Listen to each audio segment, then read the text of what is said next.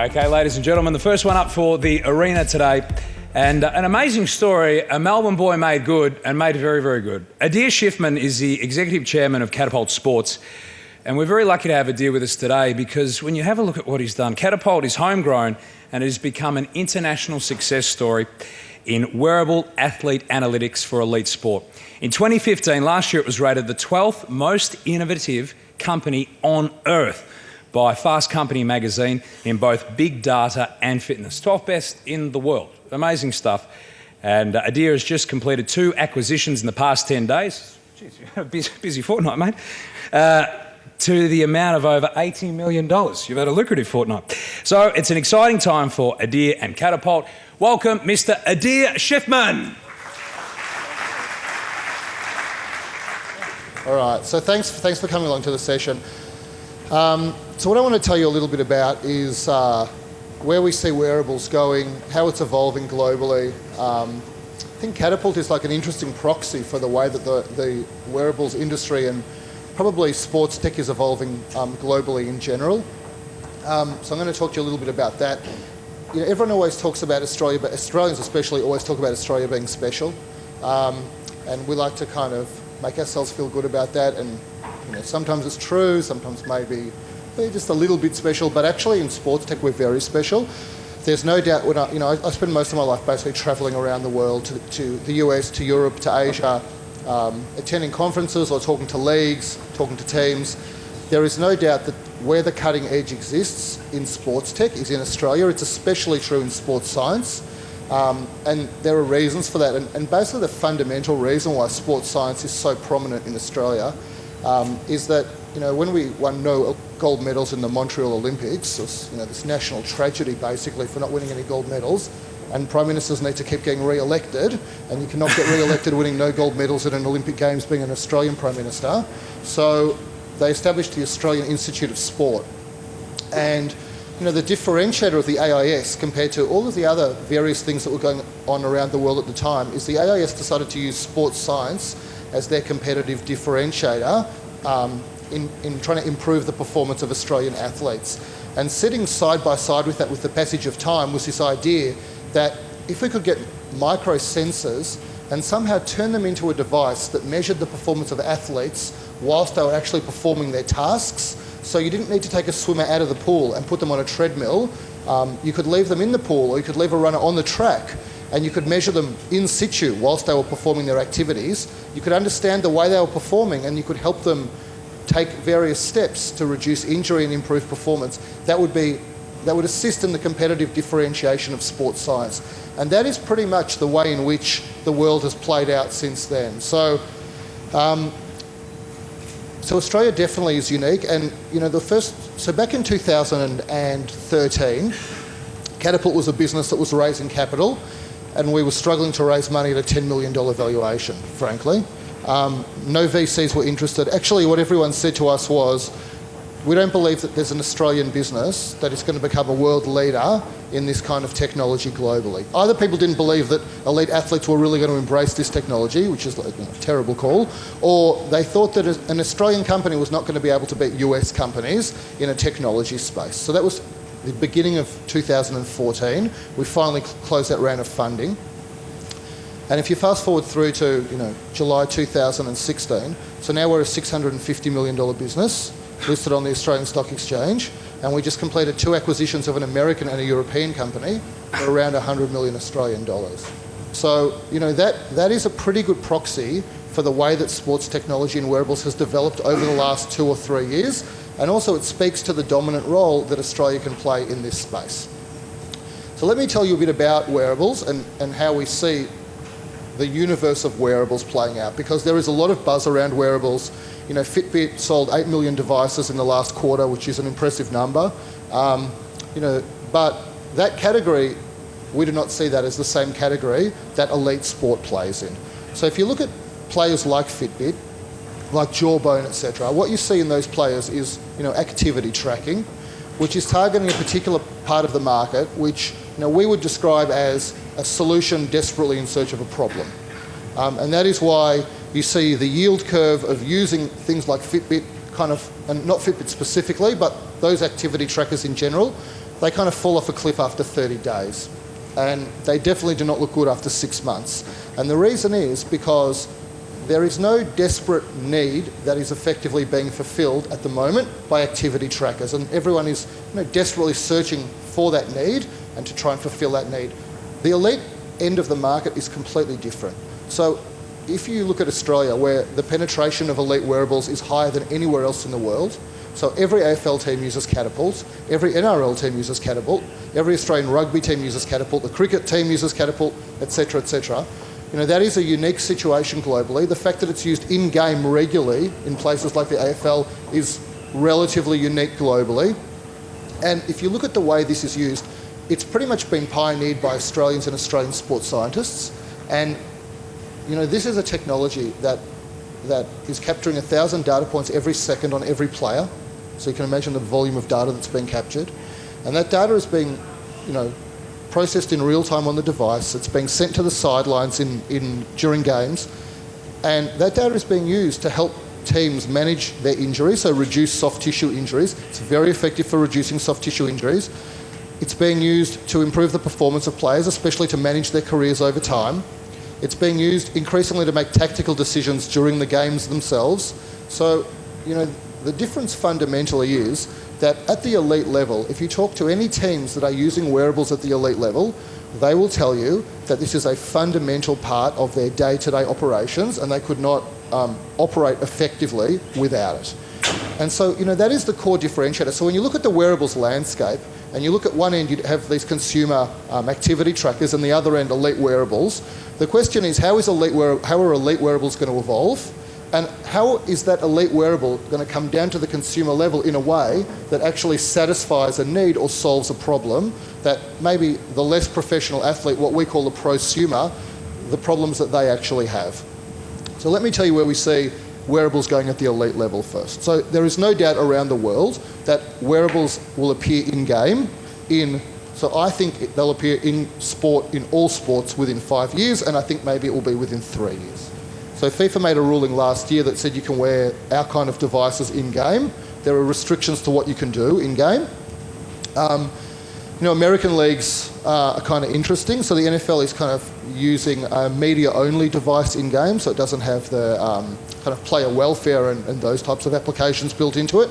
The NBA's got a collective bargaining agreement they're going to go through soon. The NHL has got a collective bargaining agreement they're going to go through soon. These are like tougher players' associations to negotiate with, but it would be, to me, inconceivable that in 3 years' time those sports were not using these wearables in-game.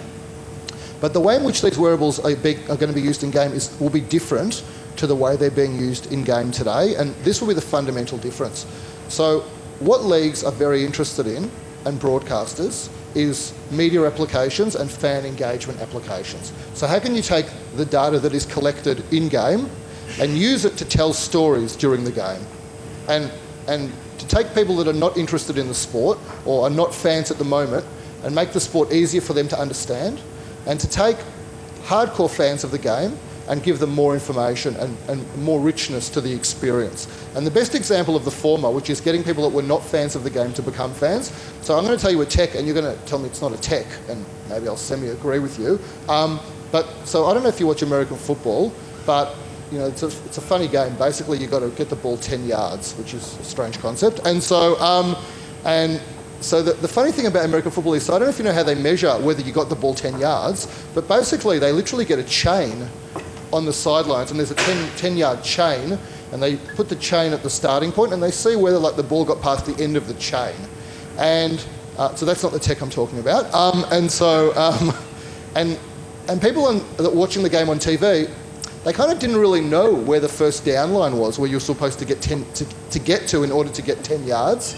So a company called Sport Vision came up with this revolutionary idea that said we should put a yellow line on the screen that says this is the 10-yard line that gets you the first down. It doesn't seem very sophisticated, but it is the most told. It's a very boring story. I've told that story 3,000 times, and it's been told 3 million times. And the reason is because that line dramatically increased the viewership of women and Hispanic viewers of American football. And the theory behind it is that the game suddenly became much more comprehensible to people that were not traditional fans of the game.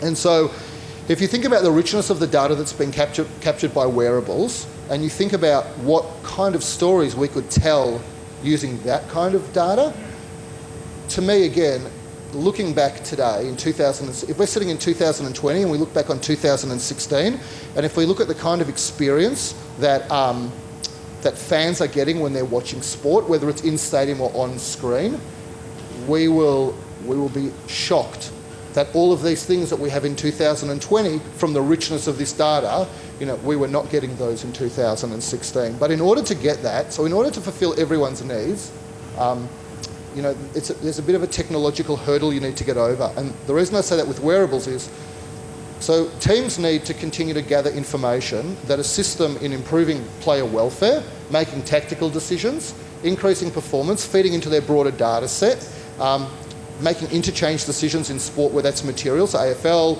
NRL, things like ice hockey, basketball are interesting for that as well. And in addition to doing all of that, because you can't drop any of that, because the teams will not support this unless it's fulfilling their needs as well, on top of that, you need to layer on all of these fan engagement and media applications. And the challenge with that is that the traditional use of GPS devices, so the device that we use for wearables, so we have about a bit north of 1,000 teams. I think we've probably got 80% plus global market share. So the device that we have traditionally, it uses GPS for its location. It's got lots of other sensors in it, but it uses GPS. And the precision of GPS from a location point of view is excellent for in-training applications, but for fan engagement applications, it doesn't quite have the precision to really feed into fan engagement applications.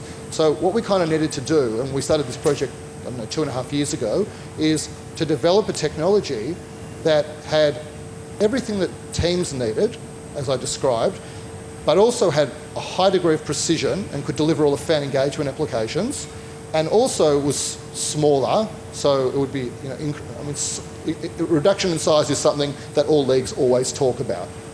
And so we developed a device, it's called the T6, it's kind of half the size of my palm, and what that does is it uses, instead of using GPS, we put nodes around a stadium, which are like kind of satellites that get brought down from the sky into the stadium. And what that enables us to do is the device communicates with those nodes around the stadium, and it dramatically increases the level of precision on the location. And that means we can deliver all of the player welfare, all of the performance, all of the team tactical, and in addition to that, we can deliver fan engagement and broadcast applications. Now, I'll plug ourselves and say no other company in the world has got a device that can do bottom-up, end-to-end like that. But we looked at that and we said, when we were a $10 million company, Wearables was all about player performance and welfare. And it was mostly a training day solution. And it was used by the AFL in-game, but predominantly for those uses. And what we are seeing is that countries other than Australia have been slower to adopt these technologies, but once they've adopted them, they've seen many more applications and they've more aggressively pursued those additional applications. And those are fan engagement applications and the like. And so, we've signed a league-wide deal with the AFL, we've done like a whole-of-league deal with the ARU. You'll see lots more league-wide deals around the world being signed, I think, over the next 2 or 3 years. And these leagues are very interested in that kind of end-to-end solution that kind of takes care of all of the needs. So, what does that mean to... And so let me, before I talk about consumer, let me say, so why do we go and spend $100 million buying companies? So one of the companies we bought is a US company called Exos. So it's called... No one ever knows how to say that company because it's XOS. So it's actually a pretty interesting name. So if you look at American football, tactically there's X's and O's when you look at a tactical playbook. And so this company is like XOs. So that's why it's called Exos. So... And so what they do is basically they take the video, mostly from games, and they go and allow like very sophisticated tagging and parsing and other types of identification of plays, etc., within that video. And then teams can look at when a particular play occurred, what various players did, etc. And it's a very powerful tool. They're by far the biggest of this company in the US. And we looked at that technology a year ago and said, we've got to partner with these guys because the idea of bringing the richness of wearable data and integrating that with the richness of video data, like that feels like a no-brainer, right? That's a must-do. And so we looked around the world, who does this the best? We thought Exos did it the best. And so we formed a partnership with them that eventually led to an acquisition. it's kind of an interesting process, an Australian company buying a fairly decent-sized American company. They've a fantastic management team there. We love what they do. But what this enables us to do is start integrating much richer data into what elite teams are able to access. The two most frequently used technologies at the elite team level are the wearables that we deliver and the kind of video technology that Exos is delivering. So that kind of integration is a very powerful thing to do. And so the other acquisition we made, which is a very small acquisition, was an Irish company that makes like a quasi-catapult device for like the sub-elite space, which we would call prosumer. So in Australia that might include, in Victoria that would include like VFL teams or amateur footy teams. In England it would include everything from League 2 down in their soccer leagues. In the US it would include things like, maybe Division 2, definitely Division 3 college, all the way down to high school. I mean, I don't know if you've been spent much time in the US on sports, but basically it's insane. So the second biggest media deal in the world, certainly in the US, I won't say in the world, in the US, behind NFL, so pro football, is actually college football. That is the second biggest television deal in the US, ahead of the NBA. So, that is a wonderful market. And when you look at the lower ends of that college sport, and you look at high schools, so in Texas you might get 90,000 people to a high school football game on a Friday night. So, we kind of like the idea of expanding down into these consumer areas. And I think, the thing that we think about prosumer down to consumer is that it won't be activity trackers. What it's all about is saying, you can think about the team that you might play for on the weekend. What you want to know is how you performed and how that relates to the way that other people performed on the field at the same time. And one of the challenges, so, a Garmin or those types of devices do a great job for race type sports like running or cycling, because what you're measuring is relatively straightforward in those sports. If you think of like footy as a sport or rugby league or basketball, etc., the hallmark of those sports is the execution of skills in those sports. And that is a very difficult thing to measure. And so, the way that we view the world is that we can take the expertise that we have at the elite level with these teams, including, skills identification and quantification, and we can bring that down to the kind of technology that you could use on the weekend when you play, and it would provide much richer data than just saying you ran this far, or, your heart rate was X, which is not really that interesting. And it would start talking about how well you were executing your skills, how well teams were performing tactical manoeuvres and functions. That is where we see the future of the sub-elite space for wearables. And so that was the motivation for the acquisition of this company, because they were smart people and we think they can accelerate our efforts into this space. And so, then we come to kind of like, I want to kind of allow time for questions because it's more interesting than me talking. But basically, what about novel things? Like what about patches that you stick on your skin that measure hydration and all sorts of other things? So we basically I spend my life in a permanent state of paranoia and panic. And so that's just my disposition, and I think it's what you have to do to grow companies. And so basically every time I hear that something has been invented anywhere, I just think, okay, that's going to spell the death of the industry. But when you go and look at those things in more detail, actually, so we would love to integrate more data sources into our platform. Fundamentally, Catapult is a subscription software platform that integrates lots of different data sources, including the data from our own wearable devices. And we are very heavily skewed to the analytics. And so, what about these hydration patches or accelerometers built into little band-aids that go on your skin? I mean, there is nothing we would love more than those technologies to be mature and effective. And the problem for us is over the last 2 to 3 years, we've watched all those technologies closely, and they've been deeply disappointing in their reliability and effectiveness. One good example would be, you can measure heart rate. So I'm a doctor by background. So you can measure heart rate by shining a laser onto a patch of skin, and actually it can pick up the movement of capillaries inside that skin, and the beating of the capillaries will tell you the heart rate of the person. It's insane, right? But it kind of doesn't work well enough. So that's the problem. That is a great technology. Let's get rid of heart rate straps. That's fantastic. I can give you two options. A laser that doesn't really work well enough for you and an AFL team to be prepared to use on a consistent basis.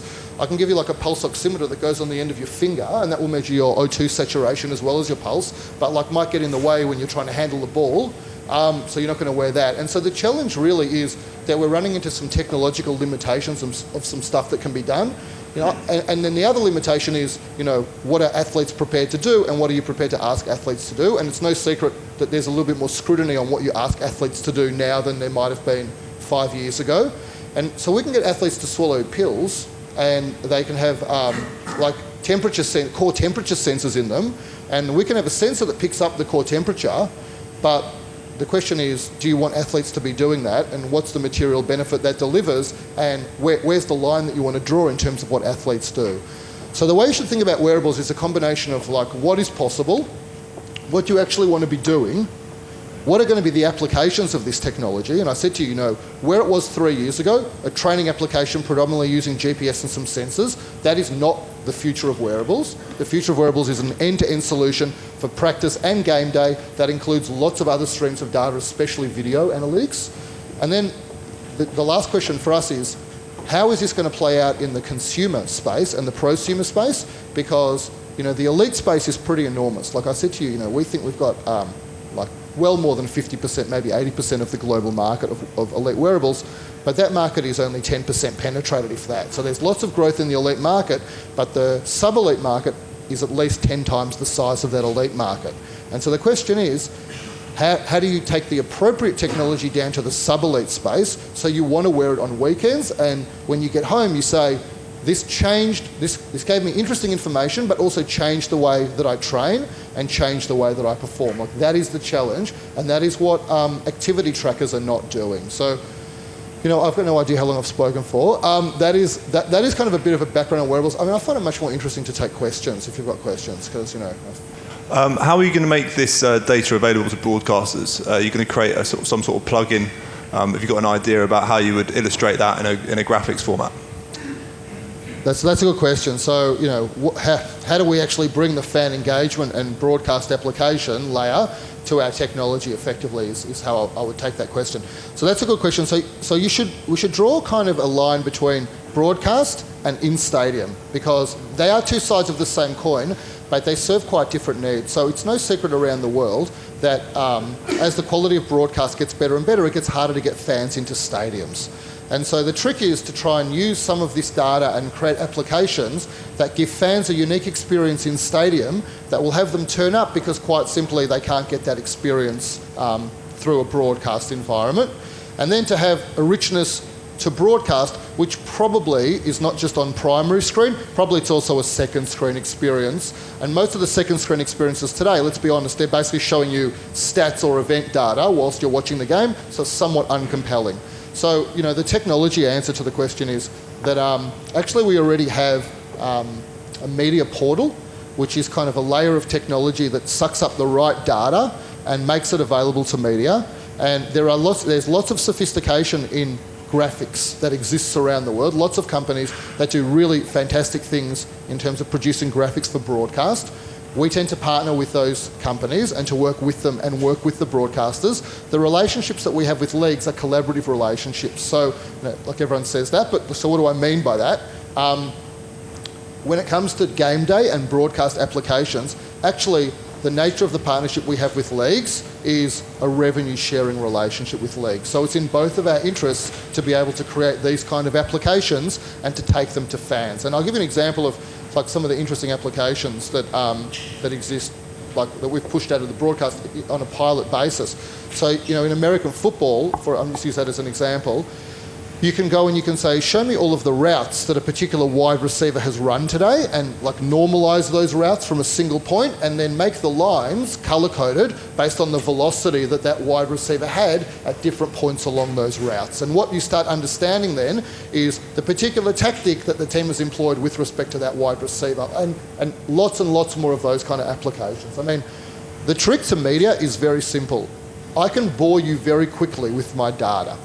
You'll say you want to see heart rate, and then I'll show you heart rate, and then everyone's heart rate will be the same, and then everyone's heart rate will be based on the 30 seconds of activity or 5 minutes of activity they did before you're seeing their heart rate, not the pressure of taking, the conversion kick, for example. And also, all these guys are crazy fit, so their heart rate is heavily impacted by that. And then after 5 minutes of watching the heart rate, you're going to tell me that my data is boring. And so the trick is not to show you that kind of data, it's to understand what stories we can tell using the data that enhance your understanding and appreciation for what is going on in the game. Because frankly, in most sports, the level of sophistication around the tactics of the game has reached a point where the average fan just watching the game is going to find it difficult comprehending all of the tactics that are being executed, and that's the opportunity that we see for this kind of data, to tell those sort of stories. It's like the longest answer ever to a very good question. There's a question up the back. Is that on? Yep. So you mentioned before about mirroring video with the physiological data you're capturing. How are you training, say, the teams or the analysts that you're using to, say, for instance, in sport there's plenty of people that go on there and they can run 12K but have no interactions in the game at all. They just might as well done a training session. How are you training your systems or people to differentiate and marry meaningful data versus redundant data? So, I mean, that's one of the questions. Like, if you work out, even in a game, 900 pieces of data a second per player is 1/4 billion pieces of data per AFL game. So, it's a lot of data. So what do you do with all of that? So luckily in Australia, the honest truth is that the quality of sports scientists and sophistication around this in Australia is a 10. So it's much easier in Australia. You basically, every team in the AFL is using a video technology at the moment. They're very sophisticated with this type of technology.